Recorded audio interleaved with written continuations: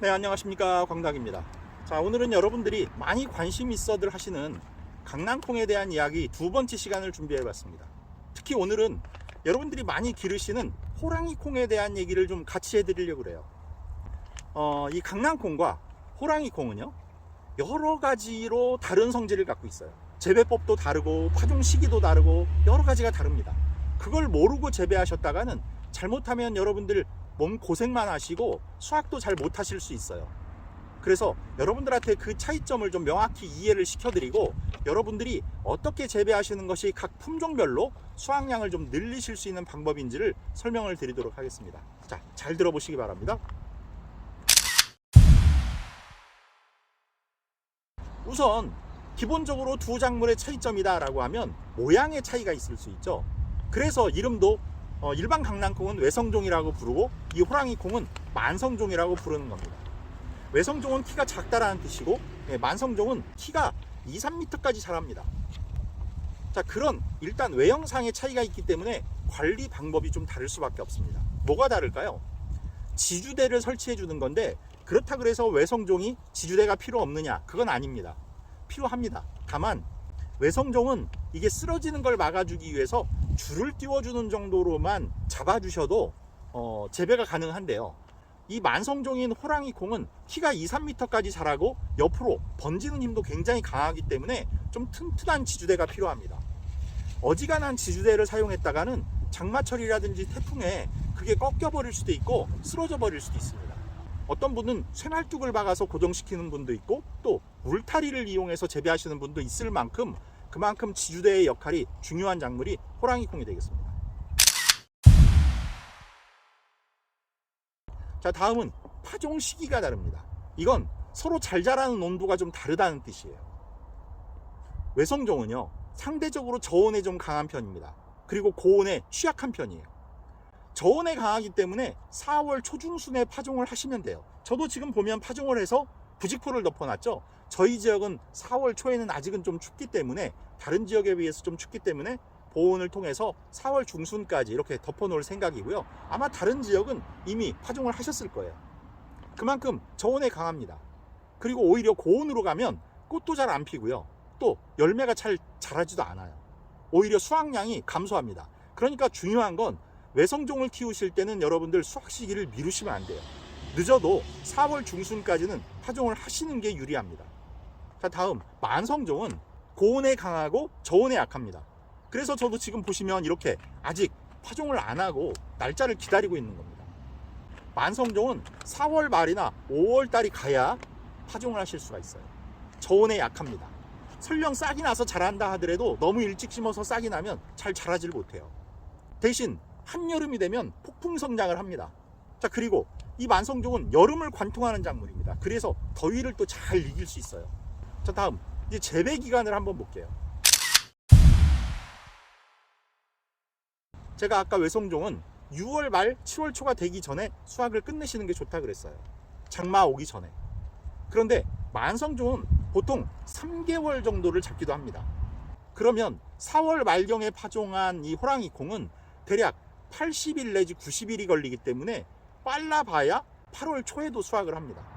그만큼 재배 기간이 오래 걸리기 때문에 여러분들이 이 점을 모르시고 호랑이콩을 그냥 일반 강낭콩처럼 수확하실 줄 알고 심으셨다가는 좀 기다림이나 이런 게 필요하실 수도 있고 잘못하면 밭을 운영하는 계획에도 차질이 생길 수 있습니다. 재배 기간 꼭 아셔야 됩니다. 이 밭 만들기는요, 강낭콩은 뭐 어떤 것이 됐건 간에 질소 고정 효과가 좀 떨어지는 편입니다. 그래서 퇴비나 밑거름을 좀 충분히 넣어주시는 게 좋고 석회질 비료도 아까 말씀대로 좀 넣어주셔야 도움이 된다라고 말씀드렸고, 다음 높이가 좀 중요해요. 이 강낭콩은 습기에 취약한 편입니다. 그래서 높이를 좀 높게 만들어 주시는 게 도움이 되고, 이번엔 파종법을 한번 볼게요. 보통 물에 불려서 파종하는 게 좋다라고 생각하셔서 그렇게 하시는 분들이 있어요. 하룻밤 정도 물에 불리시는. 그런데 그렇게 하는 건 뭐 좋습니다만 필요한 게 하나 있어요. 다음날 반나절 정도를 그늘에서 시원한 바람에 겉표면을 좀 말려서 파종하시는 게 좋습니다. 그걸 그대로 심으셨다가는 잘못하면 썩거나 겉껍질에 곰팡이가 필 가능성이 있어요. 그래서 건조 후에 파종하시는 게 좋다. 이미 수분은 몸속에 충분히 흡수해 놓고 있다. 이걸 아셔야 됩니다.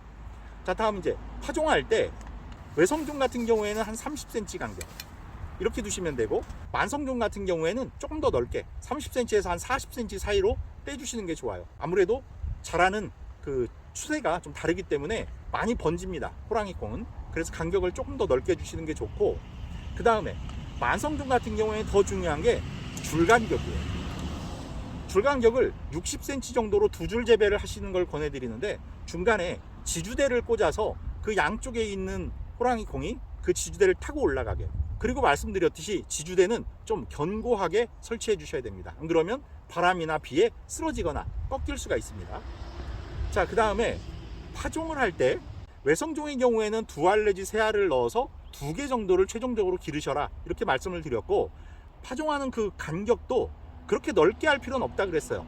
3, 4cm, 2, 3cm 뭐 이렇게 떼어서 서로 겹치지 않게만 삼각형 모양으로 파종해 주시라라고 말씀을 드렸는데, 만성종인 호랑이콩은 좀 간격이 넓어야 돼요. 7, 8cm 이상 10cm 내외로 2개를 심어 주시는 거예요. 그래서 그 2개가 발화되면 그대로 키우시면 됩니다. 보통 외성종은 추비가 필요하지 않다라고 얘기하세요. 그런데 꽃필 무렵쯤에 한번 해주시는 게 좋습니다. 그래야 꼬투리가 좀 꽉 차는 그런 콩을 수확하실 수 있고요. 다음, 호랑이콩은 생육기간이 길죠. 열매도 크고, 그래서 역시 꽃이 필 때 한번, 그 다음에 수확기에 들어가서 한번 해주시는 게 좋아요. 왜 그러냐면 2가지 이유인데요. 장마 기간을 지나기 때문에 호랑이콩은 장마 기간을 지나면서 양분이 또 많이 유실될 수가 있어요. 그러니까 장마 기간이 끝난 즈음에 한번 해서 수확기에 보다 실한 콩을 수확할 수 있도록 해주시는 게 좋아요. 그래서 꽃 필 때 한번, 수확기에 한번, 이렇게 2번을 해주시는 게 좋습니다. 그래야 수확기간이 긴 호랑이콩을 지속적으로 속을 꽉 채울 수가 있습니다. 자, 다음 수확기를 한번 보도록 할게요. 잎이 갈색으로 변하고 꼬투리 색이 초록색이었다가 무늬가 선명해지거나 아니면 하얗거나 노랗게 변하는 그런 시기가 옵니다. 그리고 콩알이 단단해지게 꽉 차는 그런 시기에 수확을 해주시는 게 좋은데, 외성종이 됐건 호랑이콩이 됐건 수시로 수확해 주시는 게 좋아요. 장마 기간에는 싹이 쉽게 납니다. 그러니까 수시로 수확을 해주시고, 여기서 한 가지 팁, 이번에는 공통점을 한번 말씀드려 볼게요. 강낭콩은 연작장애가 심한 편입니다.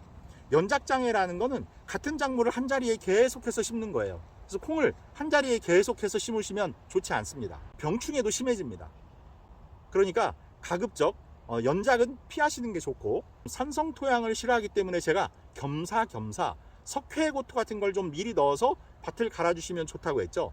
그건 산성 토양을 중성화시키는 역할을 할 뿐만 아니라 칼슘을 공급해줘서 양분의 흡수, 이동, 저장에 관여를 한다 그랬어요. 그래서 콩의 꼬투리가, 빈 꼬투리가 발생하지 않는다, 이렇게 말씀을 드렸습니다.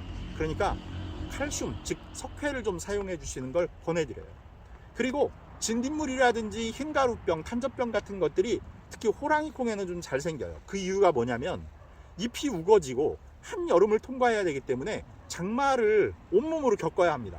그러니까 항상 습해 있고 우거져 있는 편이어서 환기가 잘 안 되면 많은 질병이 걸려요. 특히 곰팡이가 많이 퍼질 수 있기 때문에 흰가루병이라든지 탄저병 같은 것들이 많이 생길 수가 있습니다. 그래서 호랑이콩은 이런 좀 장마라는 특수성 때문에 여러분들이 수시로 그런 방제가 좀 필요할 수도 있습니다.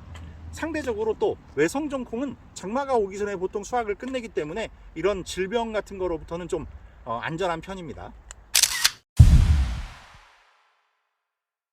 호랑이콩은요, 이모작이 가능합니다. 그럼 어떻게 하시면 되느냐? 보통 4월 하순이나 5월 초에 파종한 호랑이콩이 수확기가 8월 초에 옵니다.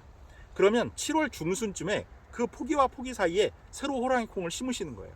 그러면 옆에 있는 콩이 자라서 수확할 무렵쯤이 되면 옆에 걸 수확하는 동안 이게 자랍니다. 그러다가 이 옆에 게 수확이 끝나면 그걸 제거하시고 이 심어 놓은 걸 다시 재배하시면 돼요. 그러면 7월 중순에 파종한 거를 대략 9월 하순이나 10월 초에 다시 수확하실 수가 있습니다. 이게 호랑이콩의 이모작입니다. 일반 외성종 강낭콩을 키우실지 아니면 호랑이콩을 키우실지를 여러분들이 한번 판단해 보시기 바랍니다. 여러분들의 그 현재 텃밭 상황이라든지 여러분의 신체 조건을 무시하고 아무거나 심어서는 제대로 된 수확을 하실 수가 없어요. 그러니까 재배 기간이라든지 아니면 그 지주대를 설치해 줘야 되는 문제라든지 이런 것들을 다 고려해서 여러분들이 어떤 걸 심어 기르실지 그런 걸 결정하셔야 몸고생도 좀 덜 하시고 수확량도 그만큼 늘리실 수가 있습니다. 항상 풍성한 수확 응원하도록 하겠고요. 구독, 좋아요, 알림 설정 부탁드리면서 인사드리겠습니다. 감사합니다.